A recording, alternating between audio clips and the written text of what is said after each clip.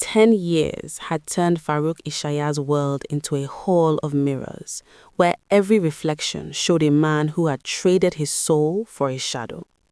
The morning sun over Abuja no longer felt like a spotlight on his greatness. It felt like a heat lamp exposing the cracks in his foundation. Farouk sat in the back of his Mercedes Maybach, his tie loosened and a half-empty bottle of antacid on the seat beside him. Outside the tinted windows, the lush greenery of the diplomatic zone blurred by, but all he could see was the headline on the morning's business day mocking him from the floor mat. Ishaya Properties faces foreclosure. Is the dynasty collapsing? This status marriage that was supposed to cement his legacy had become his slow-burning ruin. Amina Dogo, the senator's daughter he had chosen over Zainab, had turned out to be a master of subtraction rather than addition. Her father's political fall from grace 3 years prior had dragged Farouk into a swamp of federal investigations and frozen assets. Their home in Maitama, once the site of the city's most glittering parties, was now a sterile battlefield. They didn't speak, they negotiated through lawyers in the same house, living in separate wings like two hostile nations sharing a border. Amina's extravagance had drained his liquid reserves, and her father's enemies in the new administration were now systematically stripping Farouk of the land titles he had held for a decade. "Sir, the FTC minister's office just called again," his driver Sam said tentatively, catching Farouk's eye in the rearview mirror. "They are at the Guzape site now. The bulldozers have arrived." Farouk felt a sharp, familiar stab of pain in his stomach. "Tell them I'm 5 minutes away, and call the chief of staff. Tell him I have the paperwork." But Farouk knew he didn't have the paperwork. The certificate of occupancy for his luxury development had been revoked at midnight, cited for environmental and traditional heritage violations. It was a surgical strike, the kind of blow that only someone with deep knowledge of land law and local history could deliver. As the car pulled up to the Guzape hillside, the scene was chaos. Yellow bulldozers stood like predatory insects at the edge of his half-finished penthouses. A crowd of journalists had already gathered, their cameras clicking as government officials hammered seized signs into the red earth. Farouk stepped out of the car, his designer shoes instantly coated in the same Abuja dust he had once mocked Zainab for having on her heels. The irony was a bitter, metallic taste in his mouth. "This is an illegal seizure," Farouk shouted, shoving past a group of reporters toward the lead official. "I have a signed agreement with the local council. This land belongs to Ishaya Properties." The official, a man with a cold, bureaucratic stare, didn't even look up from his clipboard. "The local council agreement has been superseded, Mr. Ishaya. It was found that this land was originally part of a traditional trust. A superior claim has been filed by a private holdings group. They've already paid the compensation fees to the government. You have 48 hours to vacate the equipment." "What superior claim? Who could possibly have more leverage in this city than me?" Farouk's voice rose to a desperate pitch. The official handed him a document. At the top, in embossed gold lettering that felt hauntingly familiar, was the name Z.B. Royal Holdings. Farouk stared at the logo, a minimalist crown hovering over a modern skyscraper. For 3 years, this name had been a ghost haunting his ledgers. Z.B. Royal had outbid him on the Eco Atlantic project in Lagos. They had secured the development rights for the new airport road in Kano. Every time Farouk reached for a lifeline, Z.B. Royal was there first, cutting the rope.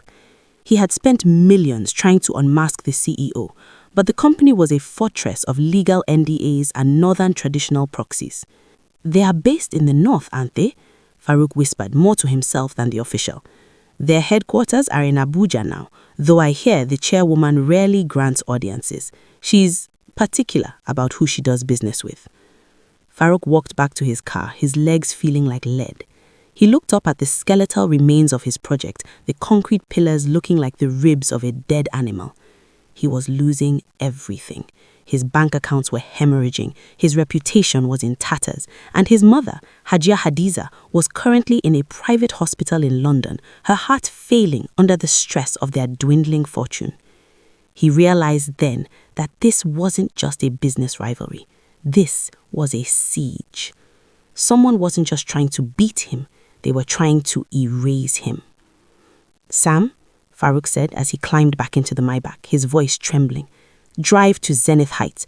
I don't care if I have to sit in that lobby for a week. I need to see the chairwoman of Z.B Royal Holdings. If I don't get her to sign a partnership deal today, there won't be an Ishaya name left by the end of the month." As the car pulled away, Farouk didn't see the sleek silver SUV parked on the opposite side of the road. Inside, behind tinted windows, a 10-year-old boy with a familiar stubborn chin watched the billionaire's car retreat. The boy held a tablet, his small fingers scrolling through a real-time feed of Ishaya Properties' falling stock prices. "Umar, he looks smaller than he does in the newspapers," the boy said, his voice a calm, regal tenor. Zainab sat beside him, draped in a veil of charcoal-colored silk that made her skin look like polished bronze.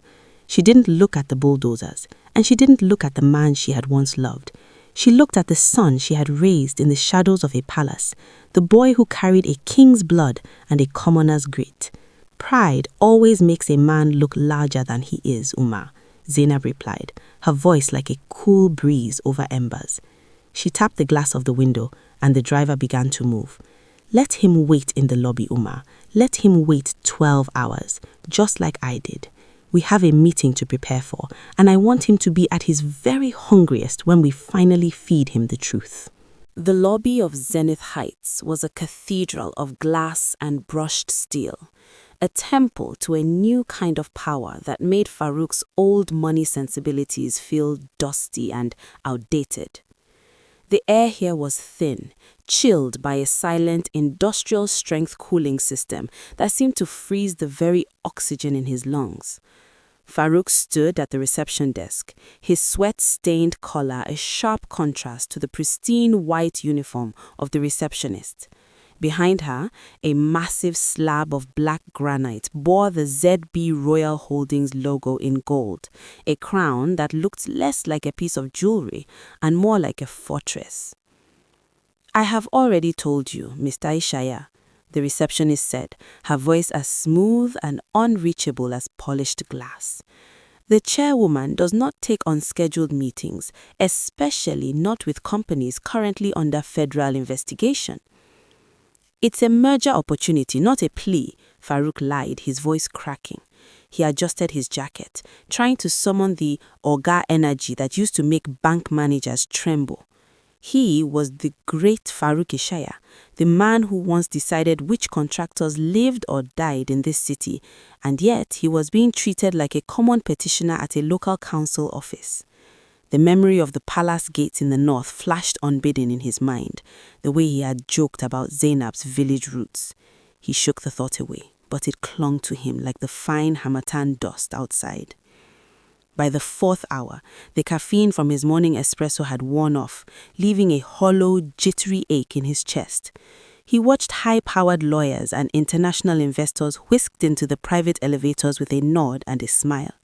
He was the great Farouk Ishaya, the man who once decided which contractors lived or died in this city, and yet he was being treated like a common petitioner at a local council office. The memory of the palace gates in the north flashed unbidden in his mind, the way he had joked about Zainab's village roots. He shook the thought away, but it clung to him like the fine harmattan dust outside. By the 8th hour, the lobby began to empty as the sun dipped behind the Zuma rock in the distance. The cleaning crews arrived, their mops swishing rhythmically against the floor. Farouk's phone buzzed incessantly, his lawyers telling him the court injunction had failed, his wife's family demanding more money, his creditors threatening to seize his cars. He ignored them all. He had nowhere else to go. This building, this mysterious woman who held his land rights, was the only thing standing between him and a prison cell. "She will see you now," a voice suddenly cut through the silence. Farouk jumped, his heart leaping into his throat. Standing before him was a tall man in a tailored grey suit, his face unreadable. "I am the chief of staff. Follow me. And please leave your phone with security. The chairwoman values her privacy." The elevator ride to the penthouse was silent and swift, the floor numbers climbing with a predatory speed. When the doors opened, Farouk stepped into a space that took his breath away. It wasn't an office. It was a sanctuary of northern elegance blended with brutalist modernism. Hand-woven silk tapestries from Kano hung alongside floor-to-ceiling windows that looked out over the twinkling lights of the capital. The room was dim, lit only by the amber glow of floor lamps. In the center of the room stood a massive desk carved from a single piece of dark desert wood. A woman sat behind him, her back to him, looking out at the city. Beside her stood a young boy, perhaps 10 years old, his hand resting familiarly on the arm of her chair. "You've been very patient, Mr. Ishala," the woman said, her voice a low melodic silk that sent a shiver down Farouk's spine. It was a voice from a dream or a nightmare he had tried to forget. 10 hours in a lobby is a long time for a man of your status. Farouk stepped forward, his heart hammering. "I'm not here to talk about the wait. I'm here because Z.B. Royal has moved into my territory. You've acquired the Guzape rights, the Jabi Lakeside, and the Central District Extension. You're trying to choke me out. I'm here to offer you a way to do it professionally, a partnership. Ishaya Properties has the history, you have the current leverage, a partnership." The woman slowly turned her chair around. The light caught the gold embroidery of her veil, then the polished bronze of her skin, and finally, the cold, steady fire in her eyes. Farouk stopped dead. The air left his lungs as if he had been punched. The elegant and powerful titan sitting before him wasn't a stranger. She was the intern he had dumped at the Hilton. She was the girl he had told wasn't wife material. She was the nobody he had thrown into the dust. "Zainab," he whispered, the name feeling like glass in his mouth. Zainab Bello didn't smile. She leaned forward, the light glinting of the heavy gold bangles on her wrists, the same ones she had taken from the palace 10 years ago. "The name is Chairwoman Bello," she said, her voice echoing in the vast room. "And you are mistaken, Farouk. I am not trying to choke you out. I am simply reclaiming what was never yours to begin with. You built your empire on the belief that people like me, women without pedigree, people from the villages, were just stepping stones for your greatness. You thought you could take our land, our dignity, and our hearts and leave a check on the table to settle the debt." She gestured to the boy standing beside her. The boy stepped into the light, and Farouk felt the floor tilt. He was looking at a mirror of his own face, but with a nobility he had never possessed. "This is Umar," Zainab said, her hand resting on the boy's shoulder. "He is the heir to Z.B. Royal, and he is the reason you are going to sign over every remaining asset of Ishaya Properties to this firm tonight. Not for a partnership, for a chance to walk out of this building without the police waiting for you at the bottom." Farouk looked from the woman he had scorned to the son he never knew he had. The status he had spent his life protecting had just become his noose. "Zainab, please," he gasped, reaching out toward the desk. "Don't," she snapped, her eyes flashing like a storm over the savannah. The time for please was 10 years ago at the Hilton. Now there is only the contract. Do you want to save your name, Farouk, or do you want to see how quickly the nobody in the dust can turn your life into a memory? The silence in the penthouse was not empty. It was heavy, vibrating with the ghost of every word Farouk had used to crush Zainab a decade ago. He stood paralyzed, his eyes darting from Zainab's regal silhouette to the boy who carried his own features with a chilling, quiet dignity. The status Farouk had worshipped like a god had finally turned its face away from him, revealing that the girl he had discarded as a pleasant distraction was actually the architect of his ruin. Zainab didn't give him time to recover. She rose from her seat, her emerald green designer abaya trailing behind her like a royal cape, the silk whispering against the floor. On her head, nestled against the dark fabric of her hijab, was a delicate, intricate crown of northern gold, a piece that didn't just scream wealth, but shouted of ancient, unassailable lineage. She looked like a queen presiding over a fallen city.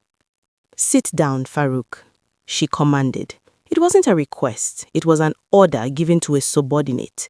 You look as though you've seen a ghost, but I assure you I am very much flesh and blood, and the blood in this room is far more pedigree than yours will ever be. Farouk's knees finally gave way. He didn't just sit, he collapsed into the leather guest chair, the air leaving his lungs in a ragged wheeze. He looked at Umar, who was watching him with a curious, detached intensity, the look a scientist might give a specimen under a microscope. Is he mine? He rasped, his voice trembling so violently he could barely form the syllables. Zainab let out a short, sharp laugh that held no mirth. Yours? No, Farouk. He has your eyes, yes. He has your stubborn chin, but he is not yours. You traded the right to call him yours the moment you told me to take a severance package and disappear into the dust. Umar is a prince of the Northern Caliphate. He is the heir of Z.B. Royal.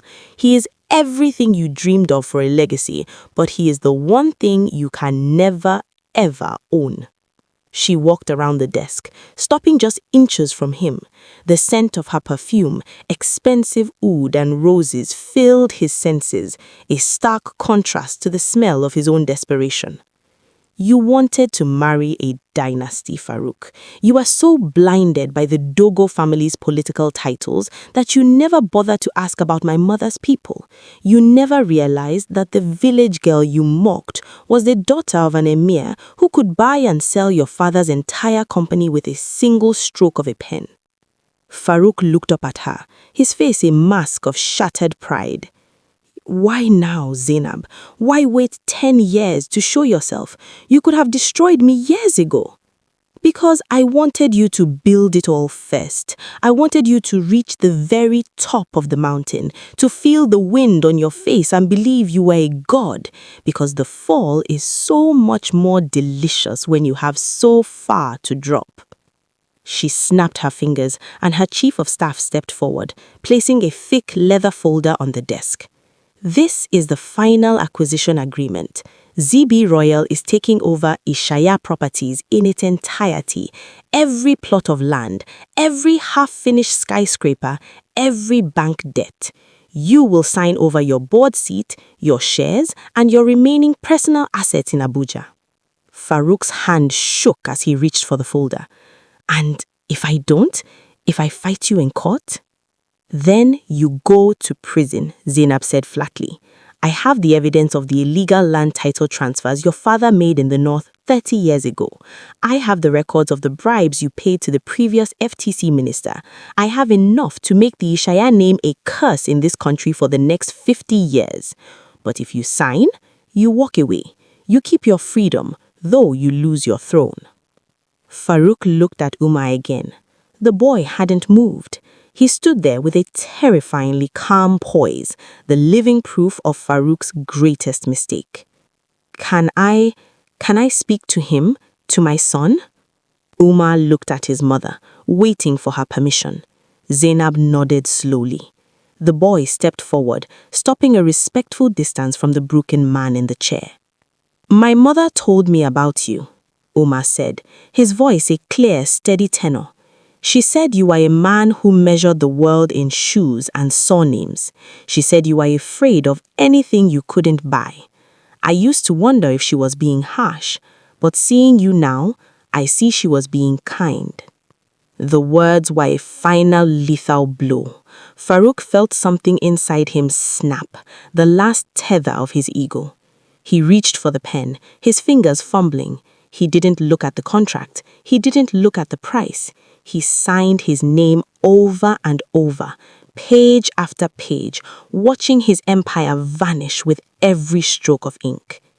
When he reached the final page, he looked up at Zainab, his eyes red and hollow. It's done. Everything. I'm a nobody now, just like you said. Zainab took the folder and handed it to her chief of staff. She didn't look triumphant. She looked at peace. No, Farouk, you aren't a nobody. You are a man who finally knows the value of what he threw away. And that is a heavier burden to carry than poverty. She turned back to her desk, the meeting over. The security will escort you out. Don't look back, Farouk. There is nothing left for you here. As Farouk was led toward the elevator, he turned one last time. He saw Zainab sitting in her high-backed chair, her hand resting on Umar. They looked like a portrait of a new Nigeria. Power, tradition, and intelligence combined. The elevator doors slid shut, and as the numbers began to drop, Farouk Ishaya finally realized that the only person of status in that room had never been him. The dusty heat of the Fifth Choka Polo Club in Kaduna was a far cry from the air-conditioned towers of Abuja. Yet, it held a prestige that money alone could never buy. This was the playground of the northern elite, a place where business was conducted in the rhythm of galloping hooves and the sharp crack of mallets. Farouk stood at the edge of the field, his linen shirt damped by sweat, looking like a man who had been stripped of his skin. He was no longer the guest of honor in the VIP pavilion. He was a spectator behind the white railings, a ghost watching a world that had once belonged to him. He had come because he heard Z.B Royal was sponsoring the tournament. He had come because, despite the legal document he had signed and the empire he had surrendered, he could not stop the magnetic pull of the boy he now knew was his son. The announcer's voice boomed over the speakers, announcing the final match of the Junior Shield. And leading the charge for the Z.B Royal team, a young rider who needs no introduction, Zainab Bello.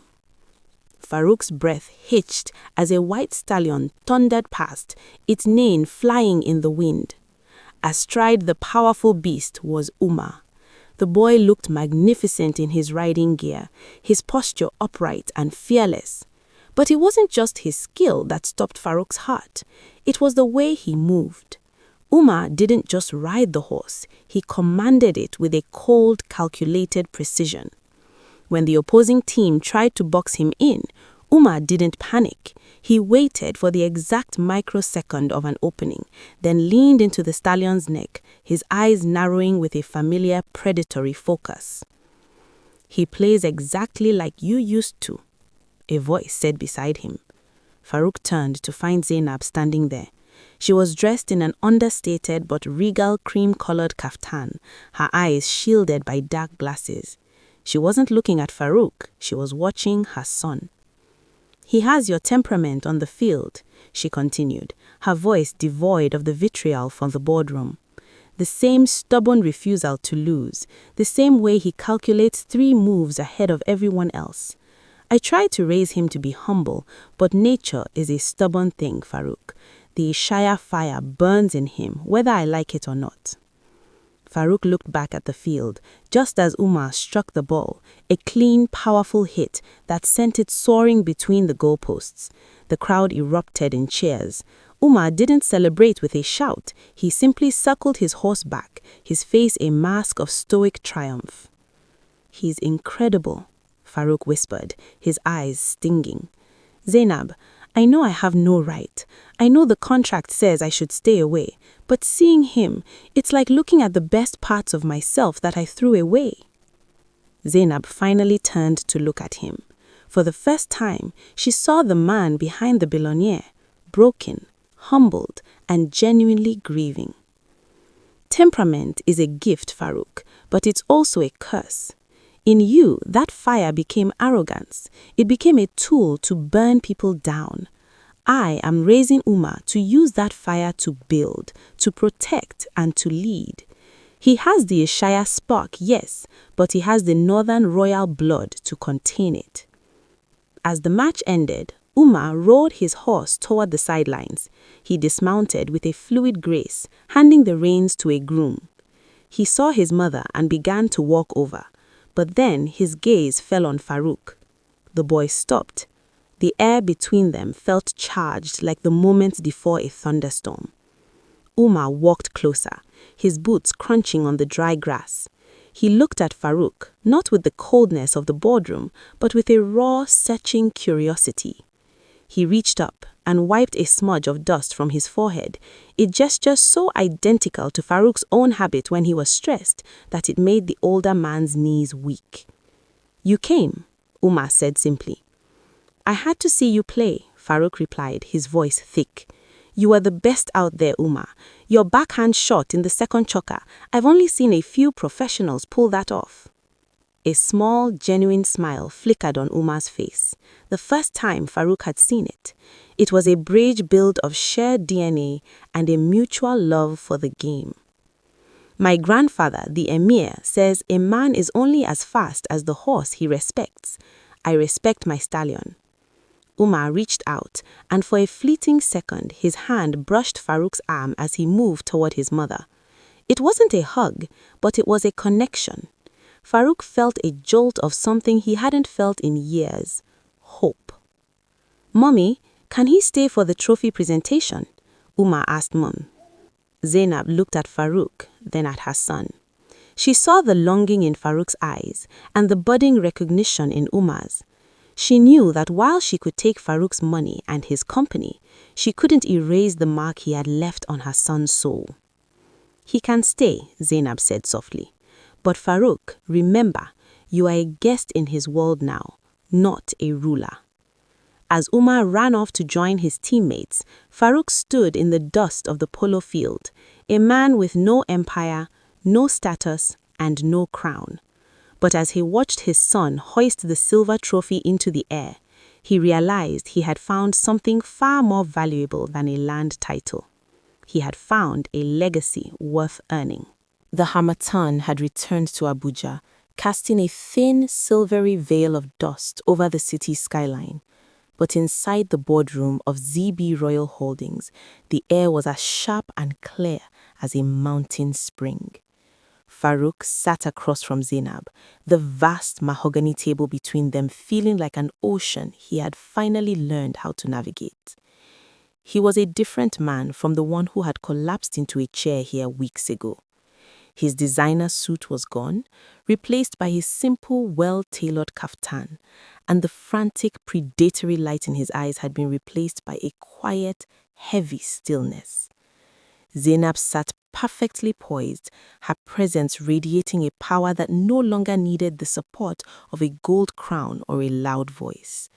Beside her sat the chief of staff and a senior notary from the High Court.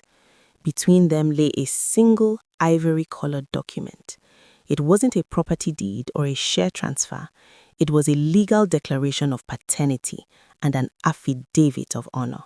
"You said you wanted to be a part of his life, Farouk. You said you wanted to earn the right to be called his father.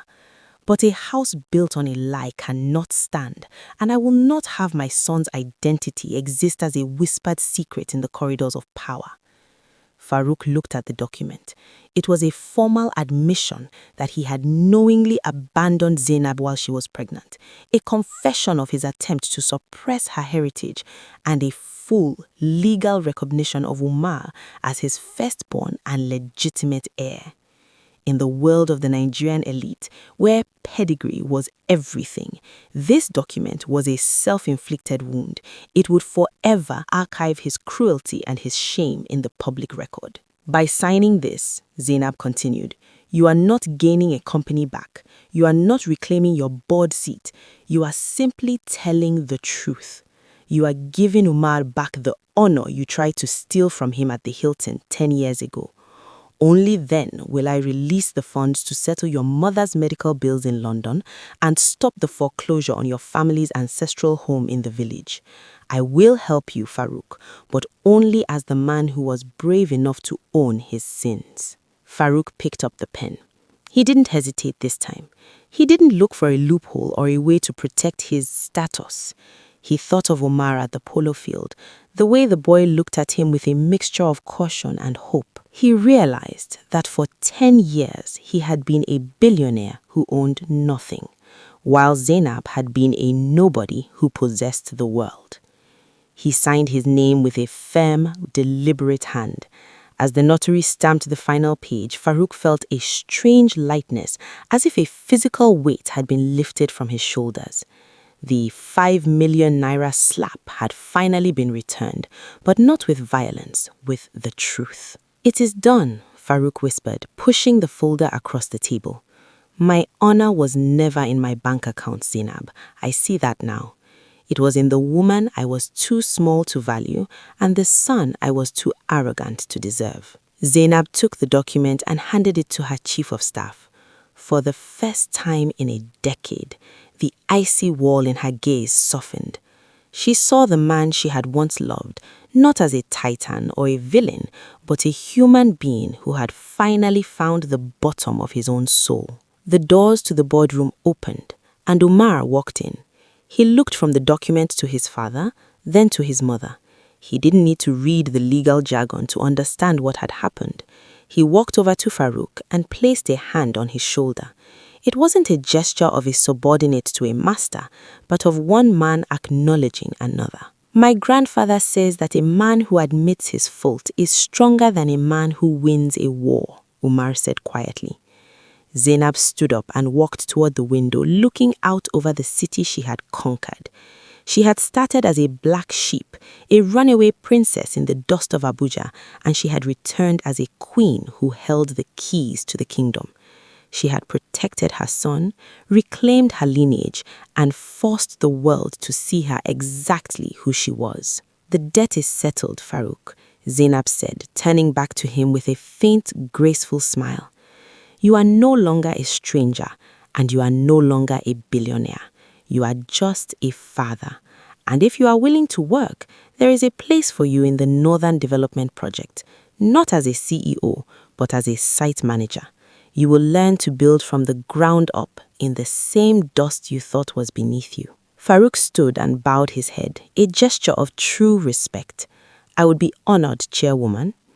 As they walked out of the office together, the queen, the prince, and the man who was finally learning how to walk, the Abuja sun broke through the Hamatan haze, gold and brilliant. The story of the billionaire and the intern had ended, and the story of a family built on the solid rock of truth rather than the shifting sands of status had finally begun. Zainab's revenge is complete, but a new chapter of healing has started. Farouk has lost his empire, but found his soul, and Umar has a father who finally knows his worth. Is this the ending you expected? Thank you for following Zainab's journey from the dust to the crown. If you want to see more stories of strength, revenge, and redemption, make sure to like, subscribe, and hit the notification bell. Comment finale below to let us know your favorite moment.